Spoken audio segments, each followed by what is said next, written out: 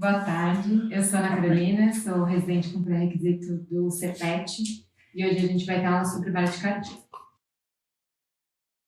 Então, um pouquinho sobre a fisiologia cardíaca para a gente conseguir entender exatamente a bradicardia, porque cada parte do coração é responsável por um ritmo, né? Então, a gente vai ver o eletro para a gente conseguir ter uma noção melhor, um link melhor sobre qual é o erro, né?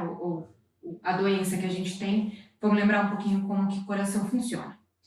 Então, peço desculpa porque desconfigurou, mas a gente vai começar. O impulso cardíaco, ele inicia pelo nosso sinusal. Isso significa que ele está entre a junção da veia cava superior com o átrio direito, tá? Então, o estímulo inicia por ali, segue através do átrio direito e pelo seio coronariano ele ativa o átrio esquerdo. Tá? O tempo no eletro da ativação do átrio, ele vai ser relacionado pela onda P. Então, conforme a gente for vendo a onda P quer dizer que o átrio foi ativado e que ele contraiu. Então, primeiro acontece a estimulação do nosso sinusal, e depois acontece a despolarização atrial inteira, até o estímulo entrar no átrio ventricular. Então, ele vai primeiro pelo septo inferior direito, depois tem um atraso do estímulo elétrico, e daí vai para o átrio contrair, até dar tempo do ventrículo conseguir encher de sangue para ter uma contração. Então, primeiro a gente tem o átrio, contrai, segue o sangue para o ventrículo para depois ter a contração.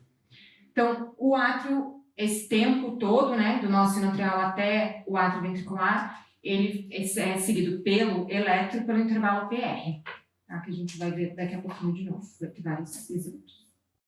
O impulso cardíaco, ele vai depois do nosso sinusal até o nó átrio ventricular, através das vias funcionais, que vai em torno do átrio, podendo ser uma ou mais de uma, que aqui na imagem a gente consegue ver que tem várias vias funcionais, tá?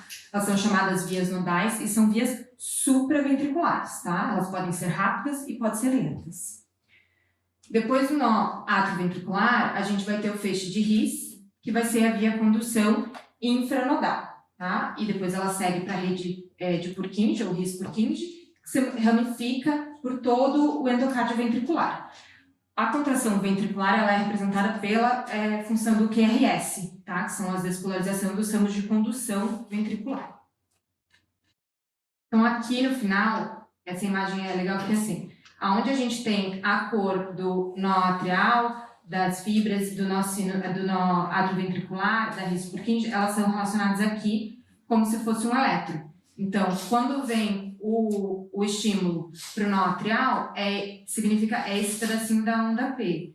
Quando vai até o nó átrio ventricular, já é a parte do ápice da onda P. Então, aqui a gente consegue relacionar com as cores da condução, através do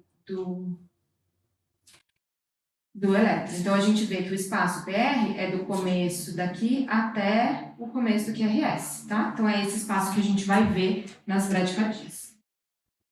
Então, lembrando um pouquinho só da anatomia, para a gente conseguir ver essa rede de condução de outra maneira, ela segue mais ou menos aqui. O nosso sino atrial, ele é ativado muito pela parte simpática e parasimpática, tá? Então, quando você tem estímulos parasimpáticos, por exemplo, quando está dormindo, você pode ter uma bradicardia sinusal e ela ser considerada normal.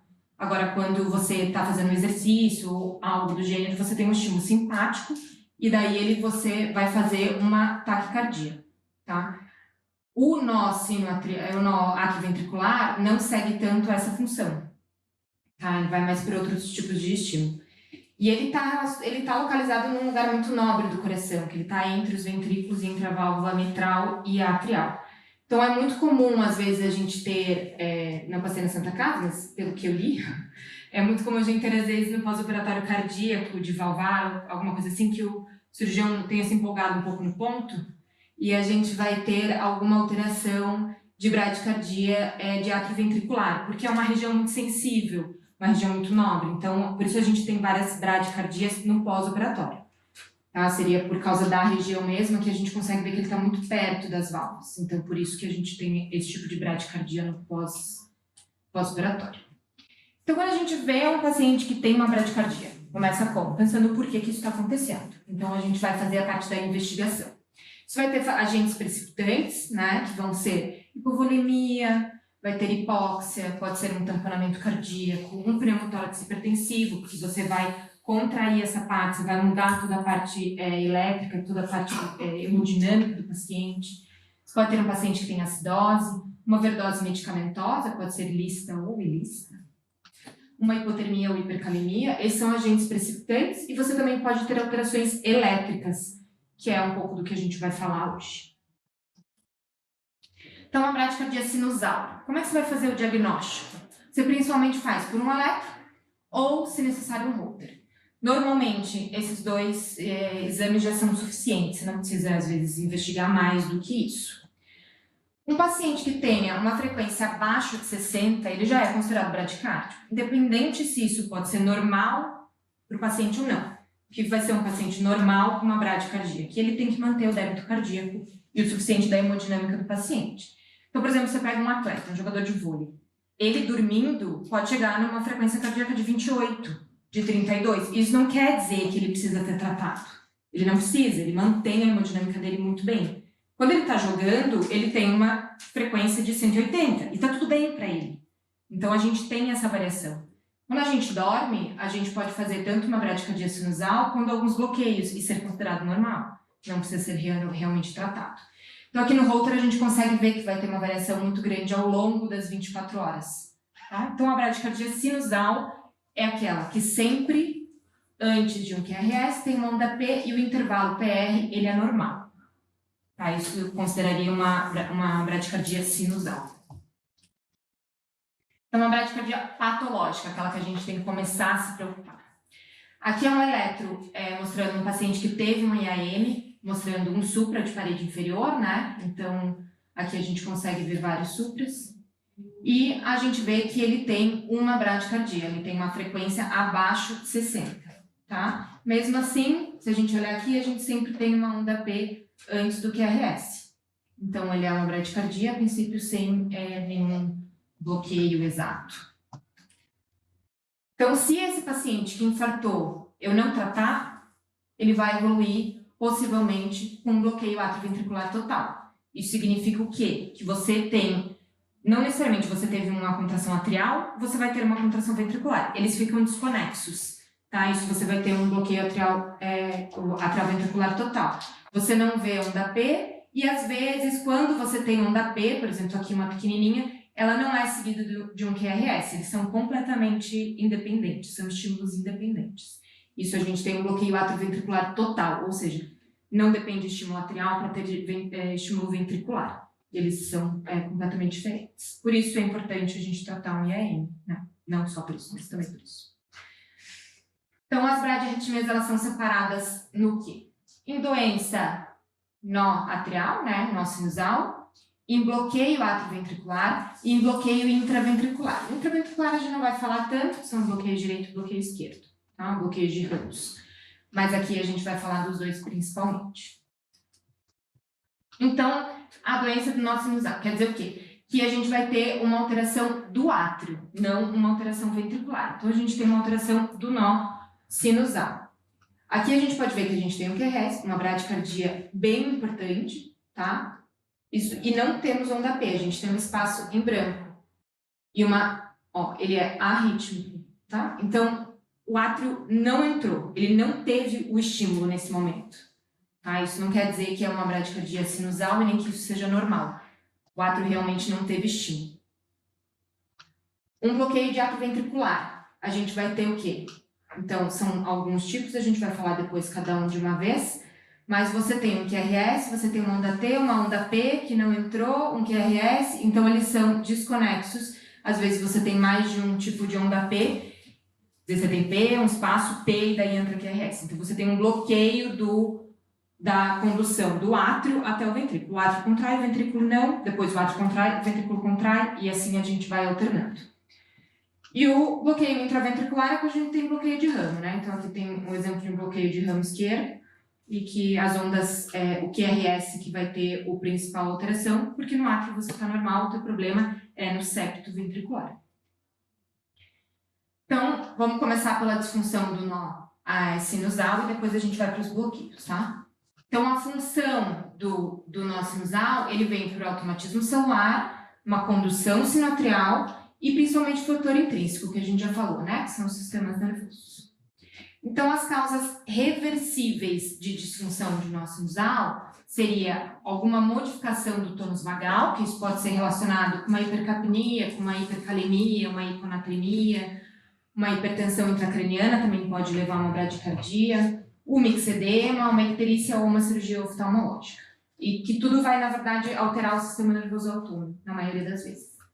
Ou por drogas. Então, você tem lá um paciente cardiopata, que ele usa muito? Beta-bloqueador, digital. Ou você tem um idoso que já é cardiopata e, além disso, ele tem 85 anos, que o marido já morreu. Então, essa senhora é o quê? É depressiva. Dela faz uso de beta-bloqueador, digital e amitriptilina. Não vai dar muito certo. Tá? Esses pacientes, então, eles têm uma consequência após disso.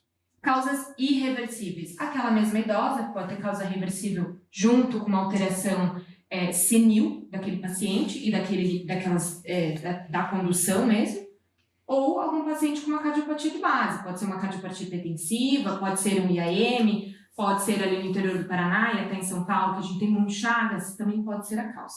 Aqui não é tão comum. Então, onde a gente consegue ver?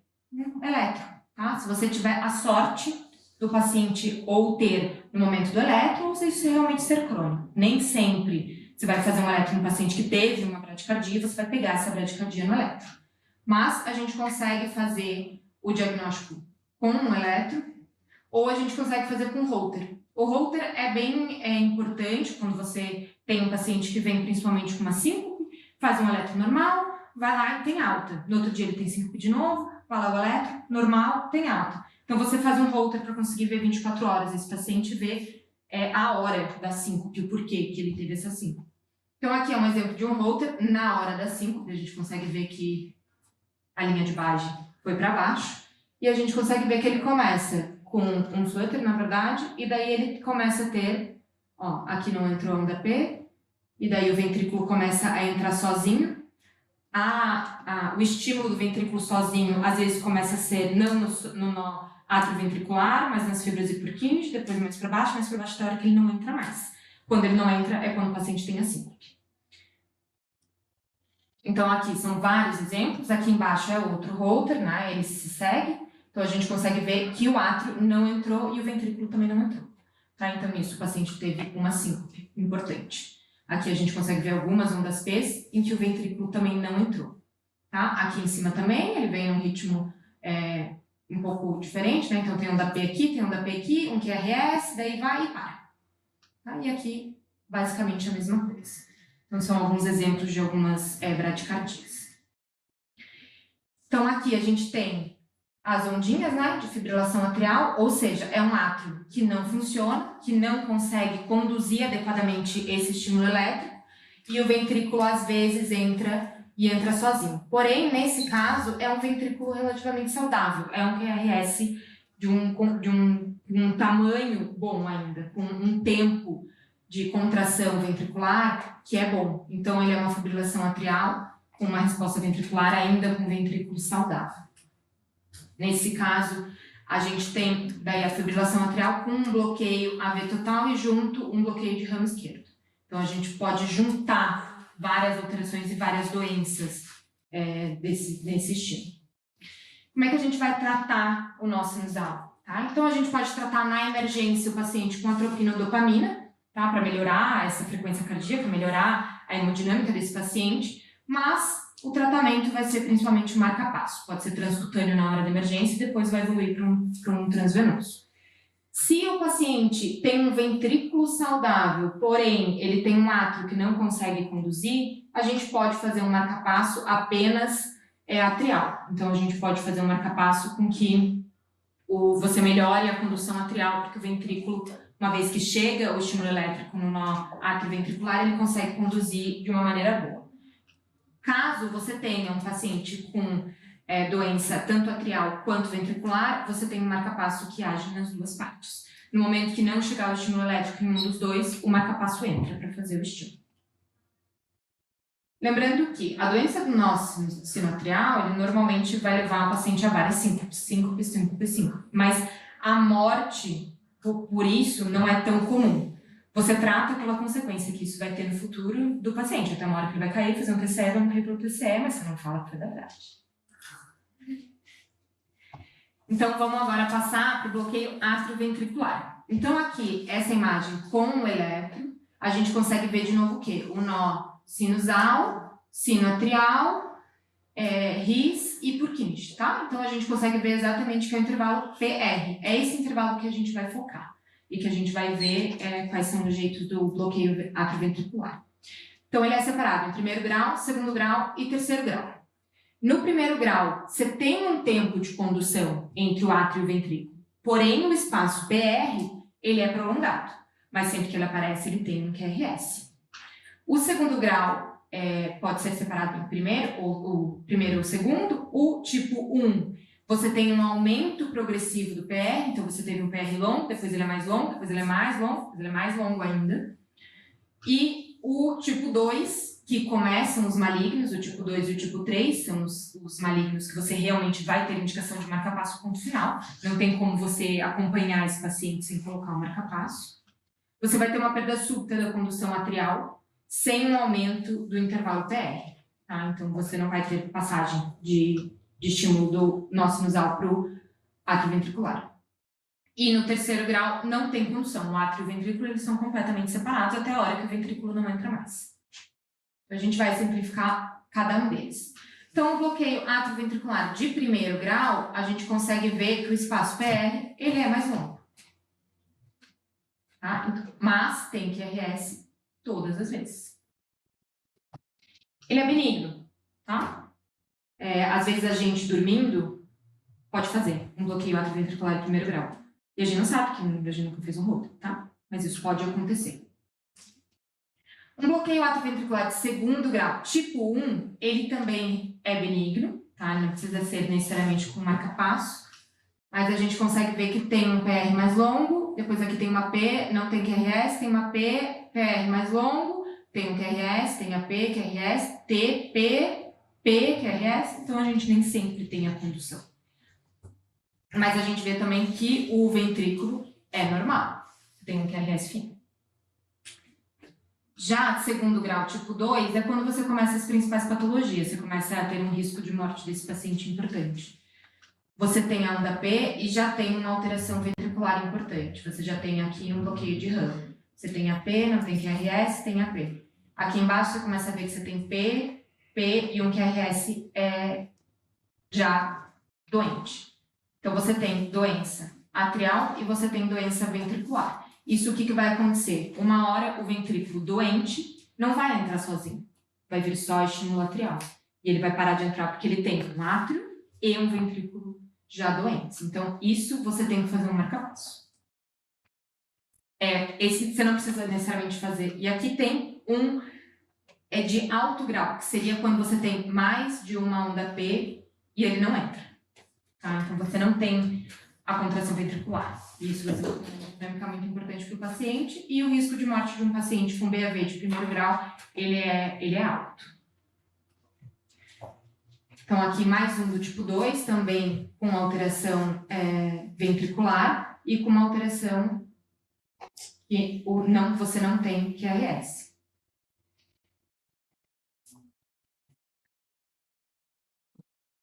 Aqui a gente vai ter de novo, ó. Então, esse paciente pode ter tido um infarto cardíaco e que junto tem uma bradicardia que não tem estímulo atrioventricular sempre. Você vai ter sempre alguma parada de condução no meio do caminho. Caso você não trate, pode ser até por um IAM, você não tratou, o paciente teve alta e ele pode evoluir com um bloqueio atrial total, como a gente já tinha falado lá no começo.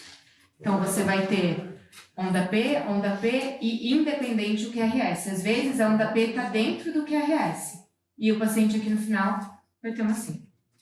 Tá? Então, isso é muito importante e o paciente vai morrer se você não tratar.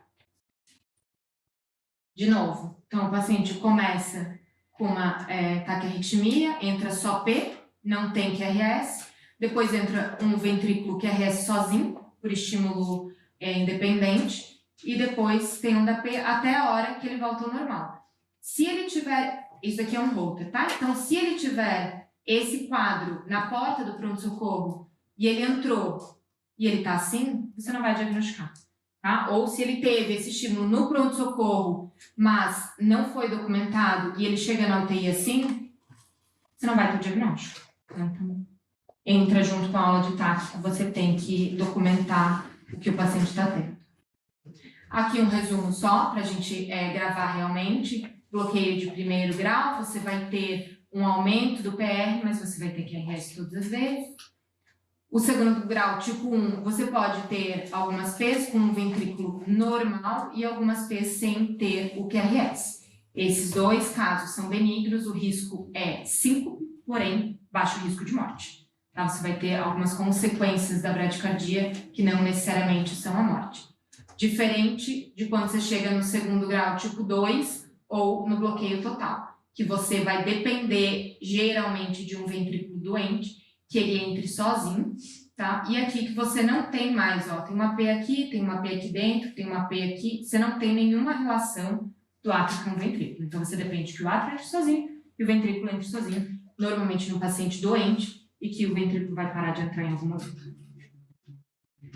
Então, cada etiologia, ela pode ser reversível ou irreversível, no bloqueio atrioventricular. Se é um paciente, normalmente a gente vai pegar isquêmico, só na Santa Casa pós-operatório, caso você trabalhe em outro lugar, provavelmente não vai ver, e outras causas, tá? São as principais que a gente vai ter.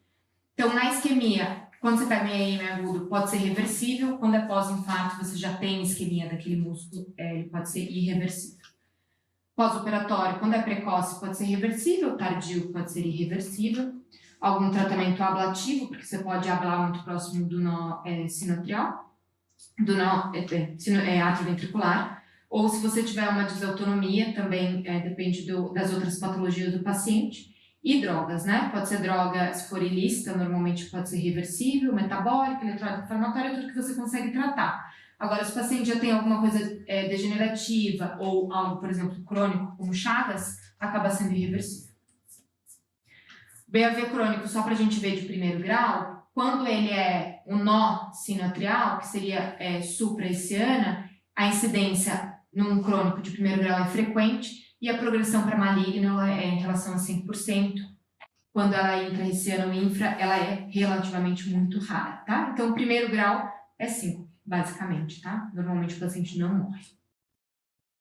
Dependendo da lesão, onde você vai ter a tua causa da bradicardia, você vai ter alguma consequência. Então, por exemplo, quando você tem uma lesão no átrio, você vai ter provavelmente um bloqueio de primeiro grau. Quando você tem uma lesão do nó atrioventricular em si, você normalmente tem de primeiro grau ou segundo grau tipo 1. Agora, quando ele é abaixo do nó atrioventricular, como intra-ris ou infra, você vai ter tipo 2 ou tipo 3, porque você já tem uma condução intraventricular muito doente. Então, normalmente, esse paciente não vai evoluir bem.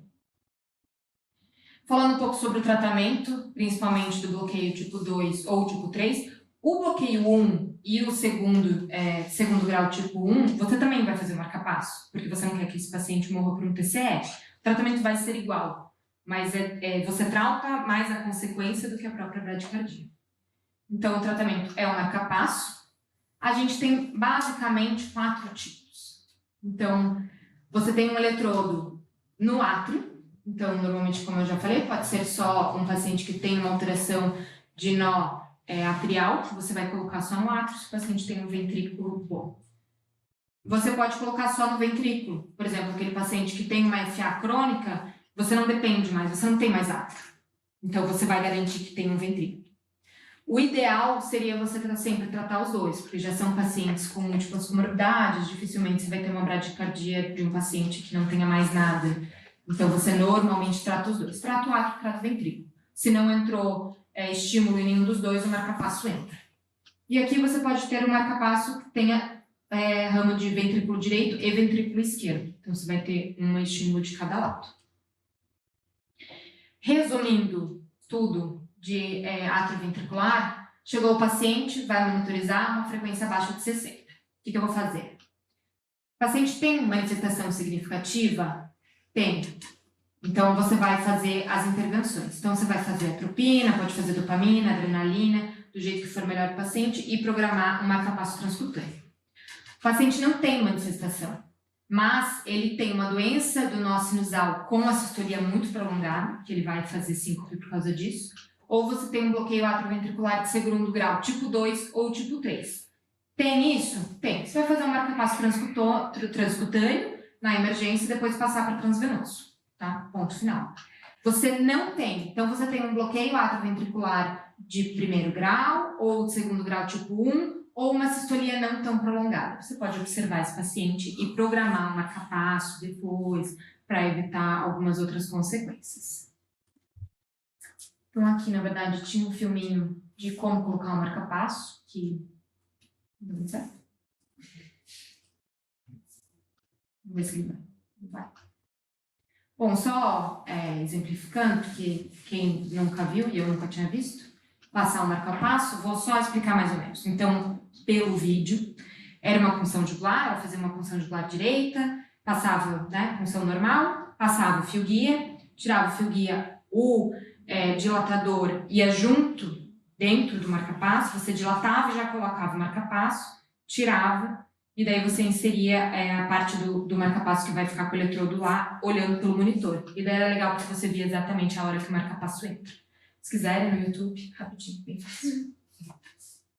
Eu acho que tua aula, assim, ela foi muito boa. Eu primeiro queria já começar falando que você fala muito bem. Impressionante, tá? Mas assim, a bradicardia, tem algumas coisas aqui que você falou que eu vou te falar que a gente acaba não sendo exatamente assim, tá? Então, a primeira coisa que a gente tem que sempre pensar é, meu Deus do céu, tem bradicardia? Por quê? Como você falou, o que está acontecendo? Por que você tem bradicardia? Tá? Raramente a gente vai receber um doente na UTI por bradicardia, essencialmente só bradicardia, que não seja o BAV. É muito raro. Às vezes fibrilação de baixa resposta, FA de baixa resposta, isso acaba acontecendo até razoavelmente comum, mas normalmente mandam para a UTI quando aquele motivo de encaminhar o doente para a UTI é BAV, normalmente. Tá? Ou um infarto, né? Ou um infarto. O paciente infartou, pediram vaga para o cara estar infartado, e aí ele chega com normalmente já BAV. Tá? Então, vamos tentar pensar junto e traçar uma linha de raciocínio. Assim. Se o paciente chega para nós, o pessoal da Santa Casa que está mais acostumado com o doente da 5 não precisa se manifestar nesse momento. Chegou para nós um paciente em BAV. Pediram vaga para doutor, vai subir um BAV. Aconteceu segunda-feira comigo, 2 da manhã. O que tem que vir na cabeça de vocês? Primeira coisa que a gente tem que fazer. Estabilidade. Está estável ou não. Beleza. Tá, isso provavelmente alguém vai te dizer. O meu doente estava instável no PA, mas enfim. Tá? Está estável ou não. Beleza. O que mais? Provável causa. Provável causa. Isso aí. E aí? Vamos lá. Vamos tentar dissecar, galera. Vamos fingir que é um caso clínico isso aqui agora. Nem estou falando a idade. Tá, vamos dar uma idade. Então, doutor, vai chegar um paciente na UTI, pronto-socorro pediu vaga para vocês, um paciente de 72 anos que é um BAVT. E é isso que eles passam. É assim. Uma causa de distúrbio eletrolítico que a gente vai ver era hipercalemia. Tá, o que faz BAV? É hipercalemia. Tá? Então, tem que afastar a hipercalemia. Tá? Não esqueçam disso. Assim, a Santa Casa, como ela é o hospital de referência cardiológica, a gente recebe muitos doentes. A central pede por BAVT. Chega a estar com potássio de 8. Não, é um BAVT para colocar marca-passo disso. E aí o potássio está 8. Tá, então o potássio, beleza, o que mais? Medicação. Medicamento. Medicamento, tem que saber a história do paciente. Principalmente beta-bloqueador. Tá? A gente vê muito paciente intoxicado por beta-bloqueador. Não é incomum, muito mesmo. Tá? E aí, se o paciente usa beta-bloqueador, vocês têm ideia de quanto tempo esse paciente tem que ficar sem beta-bloqueador para a gente poder dizer que a doença não é causada por beta-bloqueador? Alguém tem alguma ideia disso? Mais de 70 anos. Bem mais. Bem mais, é pelo menos 5 dias. Tá? Então, se chegar um paciente para vocês idoso que usava carvedilol, tá lá, vamos supor que esteja com marca-passo transvenoso, tem que esperar pelo menos 5 dias para indicar um marca-passo permanente para esse paciente. Então, pensar nos medicamentos. É mais incomum ver a vozinha come triptilina e tudo mais, é mais incomum, tá? Mas o beta-bloqueador é praticamente todo mundo usa, né? Então, isso tem que ver. Tem que sempre checar a história. O que mais? Não. Infarto. Tem que afastar infarto. Tá? Então, o paciente chegou para vocês em bloqueio. Se tiver com marca-passo, vocês não vão ter o supra. O paciente com marca-passo não se avalia supra, né? Não se avalia bloqueio. Então, o paciente que esteja em ritmo de marca-passo, porventura, vocês não vão ter isso. Então, tem que pedir enzima cardíaca. Tem que pedir troponina para o nosso doente. Troponina bem alterada, talvez esse doente precise de hemodinâmica. É o que a Fernanda comentou. Tem que resolver o infarto. Não vai adiantar, tá? A gente ficar ali. Agora, qual coronário vai estar doente? Os alunos da casa não falam. Eu falo isso sempre para vocês. Qual coronária é? A direita. Você mesmo trouxe um infarto aqui de coronária direita, né? Então, é infarto de coronária direita. Infarto de coronária direita faz bloqueio. Beleza. Então, vamos supor que essa nossa paciente tinha uma tropo de 4, infartou, foi para a hemodinâmica, abriu a coronária direita. E voltou bloqueado. Continua bloqueado, dependente do marca-passo. Se você tirar o marca-passo dela, ela fica em 30 de frequência. E ela não usava beta-block. E agora? Ideias? É para definitivo, dá escreveu. Será? Mantém marca-passo, espera mais ou menos aí uma semana. Se for pegar em diretriz, até 15 dias para voltar a ritmo. Tá? Então, a maioria não leva tudo isso. A maioria ali, em 2, 3 dias, ele volta a ter um ritmo adequado. Mas, teoricamente, até 15 dias para o paciente, a gente tem que esperar com o marca-passo temporário. Tá? Então, isso tem que estar na cabeça, essa sequência. E que mais? Tem mais uma coisinha que sempre os cardiologistas vão encher o saco de vocês, eu nunca vi, particularmente, mas que pode causar BAV. Tireoidismo. Tá? O cardiologista vai querer o TSH. Não vai colocar um marca-passo definitivo no doente sem ter o TSH. Não vai. Mesmo, e eu confesso, eu nunca vi. Eu, segunda-feira, recebi 3 BAVs. Tá? Então, é comum, é bem comum. Tá?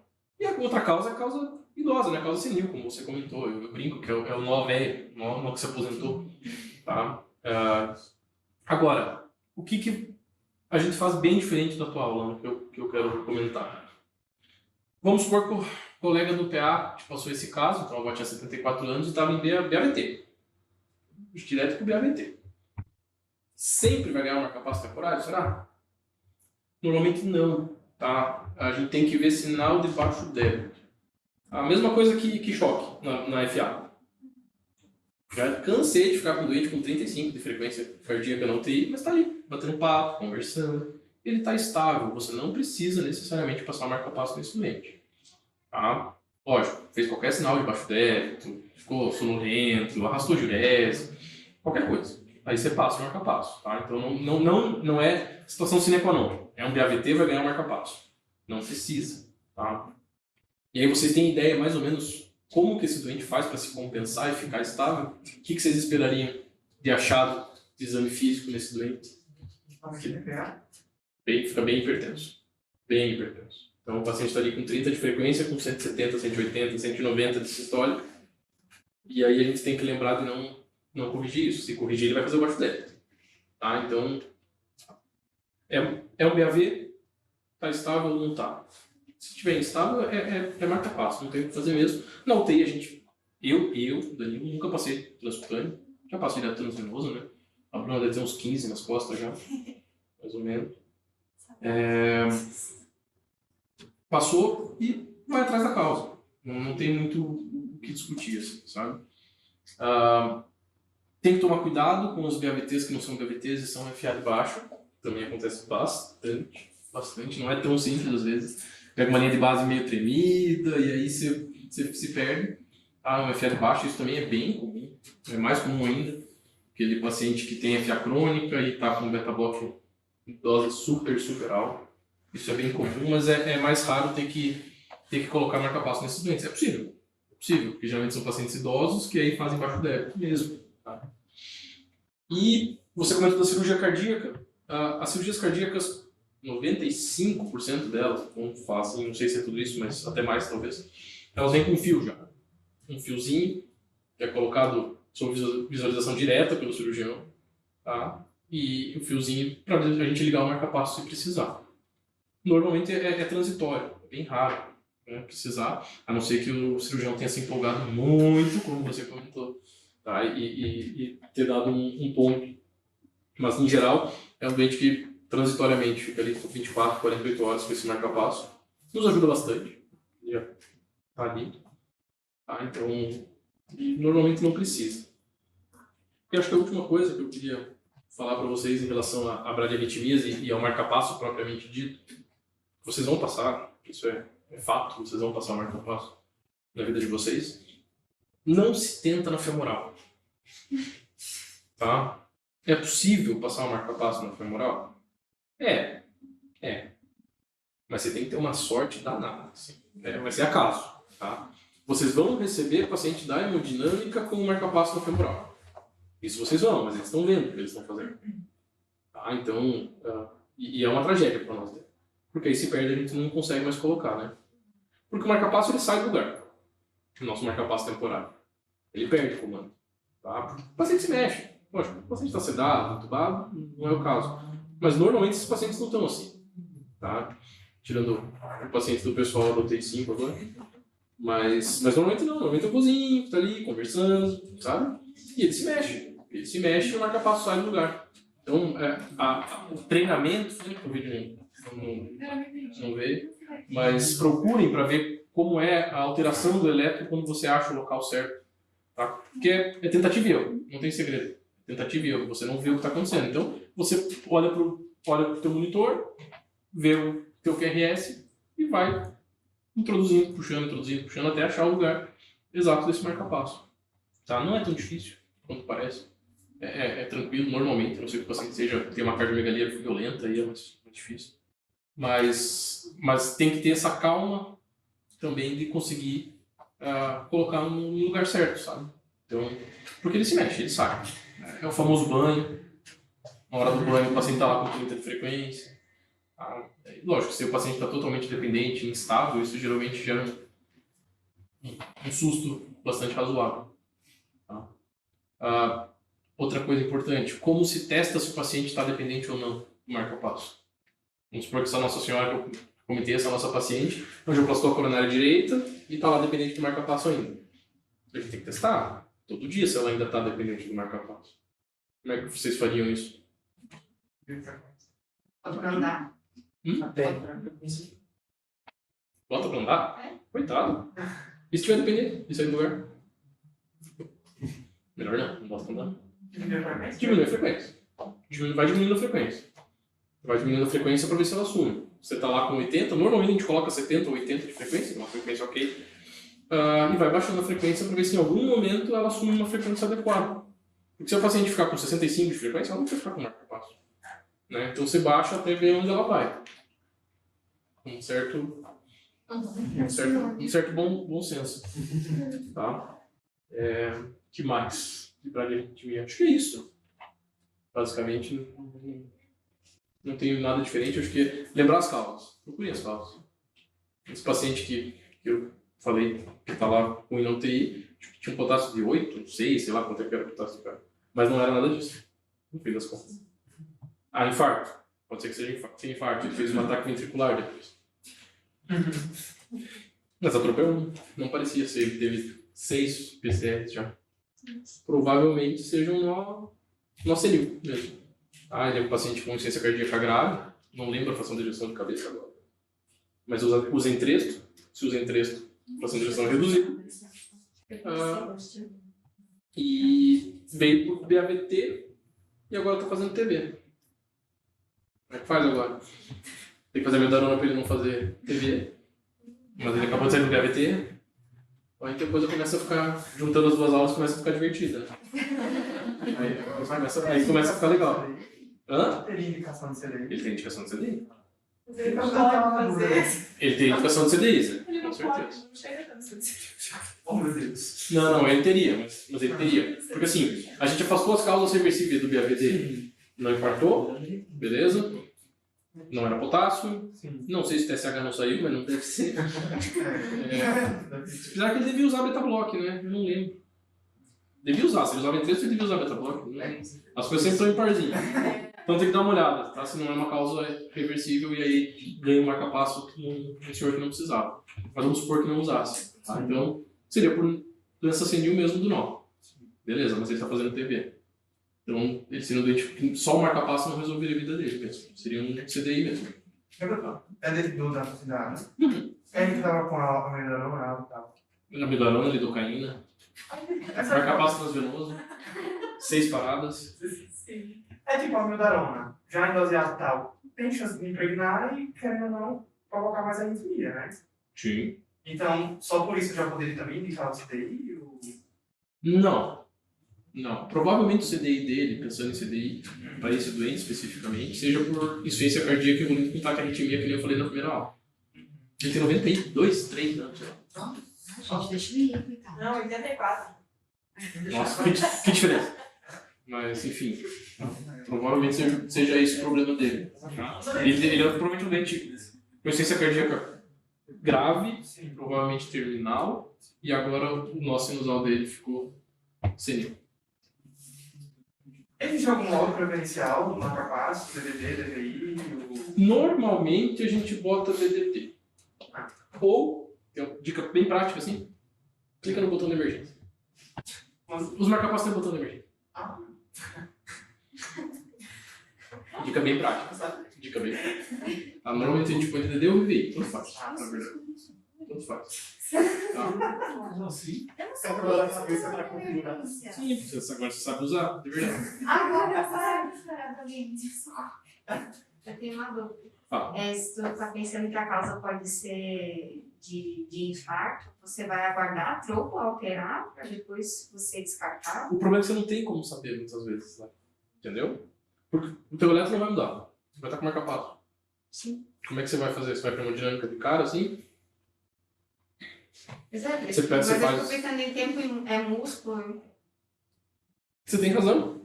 Você tem razão, mas daí você vai lá e manda um cara para hemodinâmica com potássio de 7. Não, aí sim. Você vai esperar, você entendeu? Que talvez se tipo, tu pega uma gás, não consegue ver o eletrólito rápido. Assim, Uhum. mas a troponina às vezes até subir. Sim, sobe rápido, né? Sobe rápido.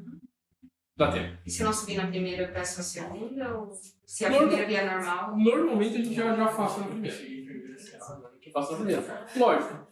No mundo ideal, você faria um eco correndo para esse doente, ver se tem alguma disfunção segmentar. Mas normalmente não. Tá? Até porque esses doentes não chegam para nós. Não. Você está pensando com cabeça de pronto-socorro, talvez. Pode ser. Entendeu? Mas tem... Você não vai mandar para hemodinâmica sem ter uma troponina. É muito difícil. Muito difícil. Tá? Muito difícil mesmo. Pensando num cara que já está bloqueado, né? Pô, esse cara está estável, você não está com marca-passo. Por exemplo, teve BAV aqui que a Ana colocou que não estava com marca-passo. Você viu o supra.